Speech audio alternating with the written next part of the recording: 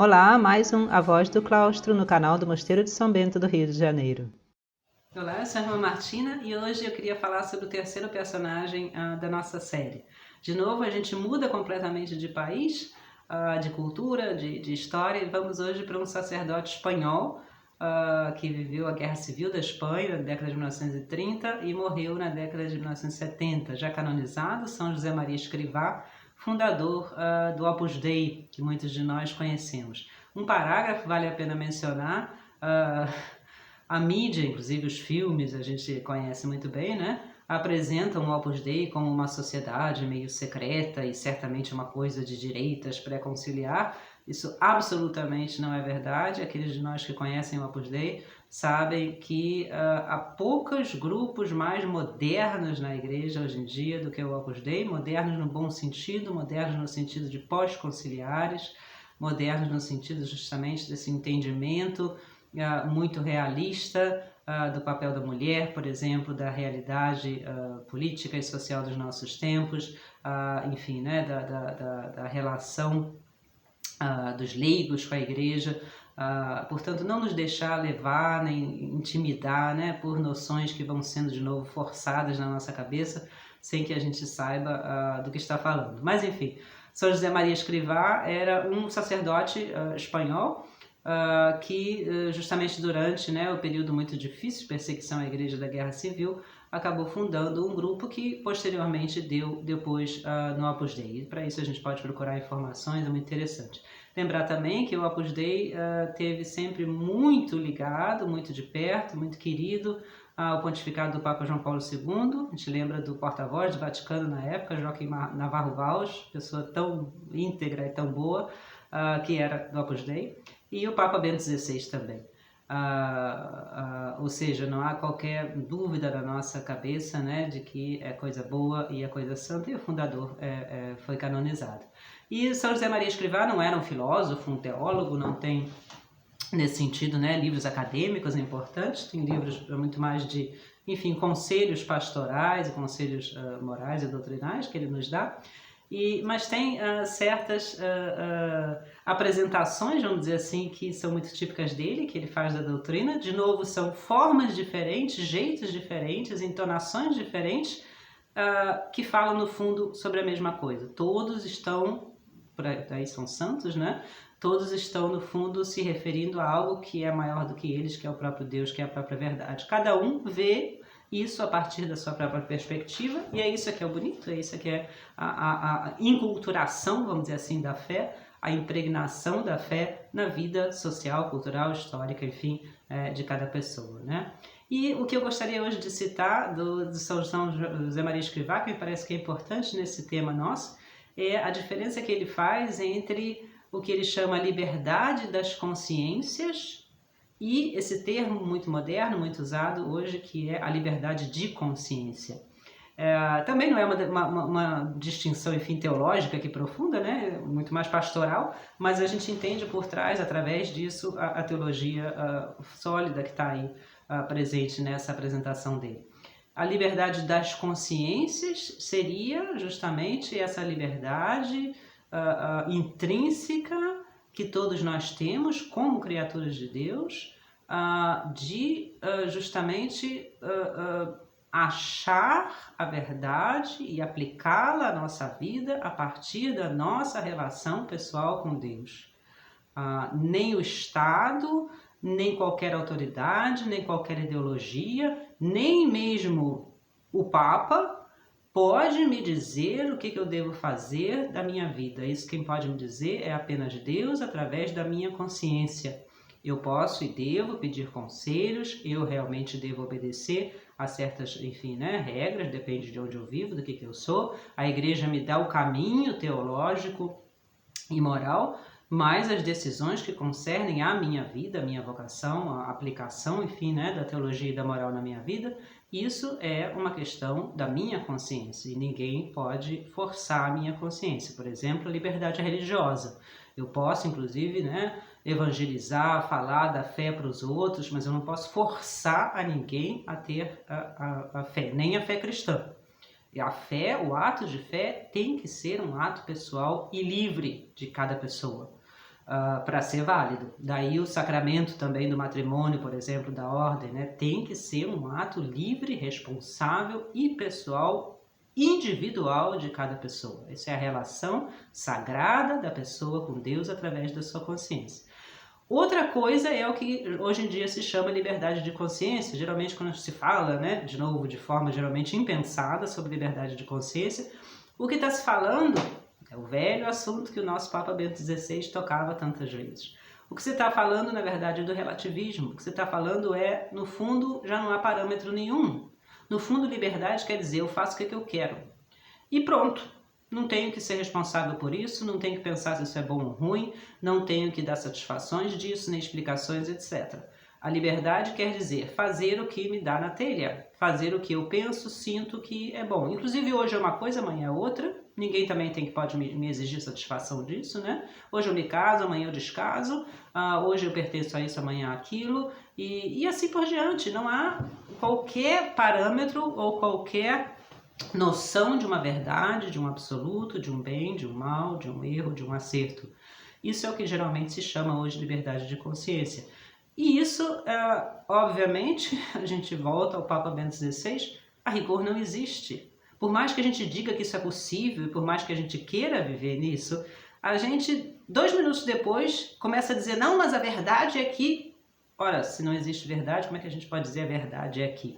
Até o fato de dizer não existe verdade já é um pressuposto de que, pelo menos essa verdade existe, de que não existe verdade. Então, no fundo, ninguém consegue viver anarquicamente, ninguém consegue viver sem parâmetros. E aí a gente volta ao Chesterton, todos falam da mesma coisa, né? O Chesterton tinha uma frase muito típica dele, ele dizia, o problema de quem não crê mais em Deus não é que agora a gente não crê mais em nada. O problema é de quando a gente não crê mais em Deus, a gente começa a crer em qualquer asneira que passa pela frente dos nossos olhos. Porque quando a gente perde a verdade, a gente começa a crer no horóscopo, começa a crer, né, em todo tipo de sonhos, começa a inventar doutrinas, começa a inventar, porque ninguém consegue viver sem crer em nada. A gente tem que crer em alguma coisa, algum sentido tem que ter. E se a gente perde aquilo que é, a gente inventa aquilo que não é. E, portanto, essa liberdade de consciência sem parâmetros, qualquer pensamento filosófico um pouquinho mais profundo mostra que não é possível. O que diz, então, São José Maria Escrivá, no sentido do seu termo liberdade das consciências? O que ele diz é o seguinte, no fundo... Todos nós somos responsáveis pelas nossas próprias decisões e pela nossa própria vida. O parâmetro existe, a verdade existe, está em Deus, nós cremos como cristãos, na revelação que Deus fez de si mesmo. O parâmetro é o Evangelho, o parâmetro é o que nosso Senhor Jesus Cristo disse. E como nós cremos que nosso Senhor Jesus Cristo fundou Ele mesmo a Igreja é parâmetro, atenção, naquilo que se refere à teologia, à fé e à moral. Não no que se refere a coisas humanas e relativas. Isso é uma liberação tão grande, né, quando a gente entende isso. Portanto, a igreja não está encarregada de determinar para a gente o rumo político, a igreja não está encarregada para a gente dizer qual tratamento médico a gente deve fazer, a igreja não é encarregada, né, da administração do Estado, a igreja não é encarregada da tecnologia, a igreja não é encarregada de achar a minha vocação e me dizer com quem que eu devo casar ou se eu devo virar freira ou não. A igreja não é encarregada dessas coisas relativas ou humanas que dependem da minha própria consciência, ou seja, da aplicação da verdade à minha vida pessoal. Isso é a responsabilidade de cada um de nós, inclusive na política. É responsabilidade de cada um de nós, com os partidos ou o que seja, de, né, adaptar a verdade de Deus à realidade política da nossa época. O que a igreja nos dá? Os parâmetros que não é ela que inventa, que não são ela que inventa, que ela nos transmite, porque nós cremos que Jesus Cristo, para isso, dá a garantia à igreja. O que a igreja nos diz é, aqui estão os parâmetros. Por exemplo, em política, não se pode ser comunista, nem se pode ser nazista. Agora, no meio disso, desde que não passe a barreira, desde que não ultrapasse, vamos dizer assim, né, o parâmetro da realidade, do bem, da justiça, etc., A gente tem a liberdade de ter 300 partidos políticos. Se isso é bom ou não, isso é uma outra questão. Mas livres nós somos. A igreja não diz você tem que ser de direita, ou você tem que ser de esquerda, ou você tem que vestir dessa forma, ou você tem que votar nesse sujeito, ou você tem que fazer, né, por exemplo, a liturgia com violão, ou com órgão, ou você tem que, enfim, fazer uma organização social, científica. Não, nada disso. Isso não pertence à igreja dizer. E sempre que a igreja, a rigor, se mete nessas questões que são relativas, a igreja aqui a gente está se referindo às pessoas da igreja, né? Bispos, por exemplo, ou padres, ou inclusive papas no passado, não estou falando como papas, estou falando simplesmente como se fossem, né, líderes militares e políticos, que houve papas que atuaram assim. Eles não estão nesse momento atuando como papas, eles estão atuando como um líder político a mais entre tantos outros. A gente não tem obrigação nenhuma de obedecer nem de seguir. O que o Papa nos diz como Papa, e aí vem a infalibilidade do pontificado romano, ou seja, na sua autoridade, na sua cátedra de pontífice, que se refere à teologia e à moral, isso sim, como católicos, nós temos que obedecer. As opiniões que o Papa dá numa entrevista sobre política, sobre futebol, sobre esporte, sobre, enfim, né, meio ambiente, a gente pode até achar interessante, pode dizer, poxa, vale a pena dar uma lida, né? Olha o que ele fala. Claro que se a gente respeita a pessoa do pontífice, sabe que é uma pessoa de vida santa, isso é interessante.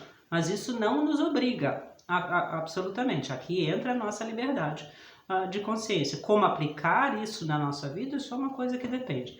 Portanto, a igreja, a rigor, as pessoas da igreja não devem, inclusive, nem perder tempo nesse sentido, né? Não é a função do sacerdote, do padre na missa, fazer um programa político. Não é a função do sacerdote na missa falar de tecnologia, ou falar da economia, ou dar conselhos, né, sobre como a gente deve fazer o nosso negócio, ou com quem a gente deve se casar, ou que vocação a gente deve seguir. E a gente sabe disso. O que o padre fala na homilia da missa é a explicação da fé e da moral cristã, de acordo com o que o Santo Padre e os bispos, né, unidos a ele, dizem. Como a gente vai levar isso para a nossa casa e aplicar isso na nossa vida? Isso depende da nossa liberdade. E a gente tem a obrigação e a responsabilidade, porque a gente vai aparecer diante de Deus, de, enfim, né, fazer isso cristamente, fazer isso responsavelmente. Portanto, ficar dentro da igreja brigando, discutindo, fazendo grupos, né, liberais ou conservadores com relação às coisas relativas não faz sentido nenhum. É como se eu agora fosse brigar com uma pessoa que, por exemplo, não tem o mesmo hábito que eu. Isso não faz diferença nenhuma. É como se eu fosse agora me desentender e fazer uma página de internet sobre se na missa deve-se tocar violão ou órgão.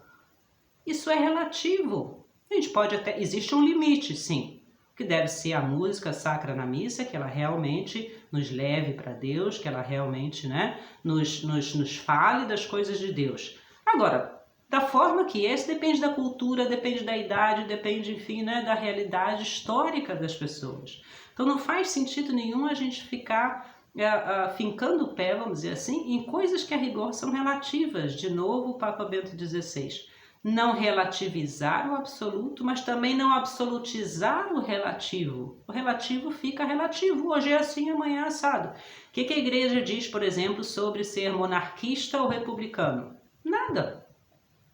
Depende. Vai ver, a gente mora na Inglaterra e acha que na Inglaterra a monarquia funciona. Muita gente que acha, muita gente que não acha. Isso não altera em nada a fé da pessoa. Vai ver, a gente em outro país acha que não, que a monarquia aqui não faria sentido nenhum, é muito melhor ser republicano. Perfeito. O que a igreja diz tem parâmetros. Espera, não pode ser um sujeito violento que vai matar os outros ou fazer um governo que é ditatorial, ou então uma anarquia geral, onde, enfim, né, são os pobres os que sofrem mais. Não, aí são os parâmetros. Qual é a melhor medida econômica para se fazer nesse momento? Isso não depende da igreja, isso depende das pessoas que entendem dessa questão. O que a igreja diz? Deve-se pensar que todas as pessoas têm a mesma dignidade, deve-se pensar que, claro, né, os pobres e doentes e velhos e crianças são os que mais sofrem, portanto a medida econômica boa é aquela medida que pensa nessas coisas. Mas como? Isso não é função da igreja. Isso aí é função nossa, como políticos, como pessoas da sociedade, né, enfim, levar para frente. Ou na família, que a igreja nos diz também, a responsabilidade dos pais, enfim, né? Não só criar e alimentar os filhos, mas educá-los, formá-los, amá-los. A fidelidade é importante, a estabilidade é importante. Mas será que eu devo morar na cidade ou no campo? Depende de cada um de nós. Mas eu devo educar os meus filhos de forma mais severa ou mais branda? Depende do que isso aí é a sua responsabilidade de pai ou de mãe. Né? Como você vai fazer isso? Isso muda. Isso depende de você. A igreja não te diz isso. Portanto, é importantíssimo a gente fazer essa separação justamente sempre entre o que é relativo e o que é absoluto. E se unir no que é absoluto. Se a gente for unido naquilo que é de Deus e não na nossa opinião, a gente a rigor não tem mais grupo nenhum. Não é mais nem conservador nem liberal. Inclusive, voltando ao Chesterton, perguntaram isso uma vez a ele, né? O senhor é um liberal ou é um conservador? Resposta típica dele: depende. Como assim depende? Depende do que você quer liberar e depende do que você quer conservar.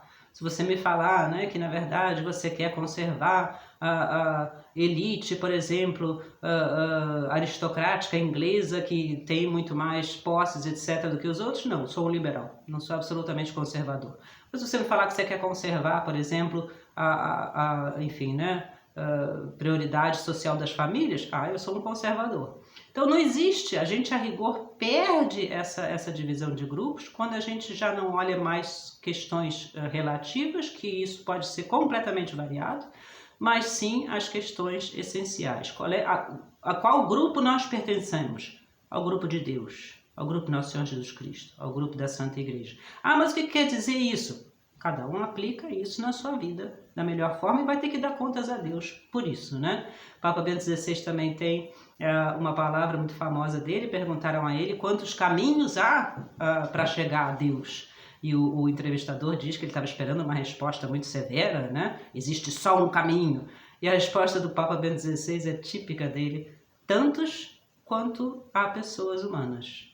Cada pessoa tem o seu caminho para Deus. Isso é um problema da pessoa com Deus, da sua consciência. Nem o superior religioso, nem o pai de família, nem o Papa pode dizer você tem que fazer esse caminho. Isso é a pessoa com Deus. O que a igreja está aí para fazer é justamente ensinar para a gente, porque esse é o próprio Deus que garante, quais são os parâmetros. O que realmente, né, já não está mais em união com Deus. Fora isso, nós temos a nossa liberdade de consciência e somos responsáveis por ela. E é a partir dessa liberdade de consciência que a gente vai dar contas a Deus um dia, não do grupo, não do partido, mas da nossa própria vida individual. Um grande abraço, até o próximo encontro.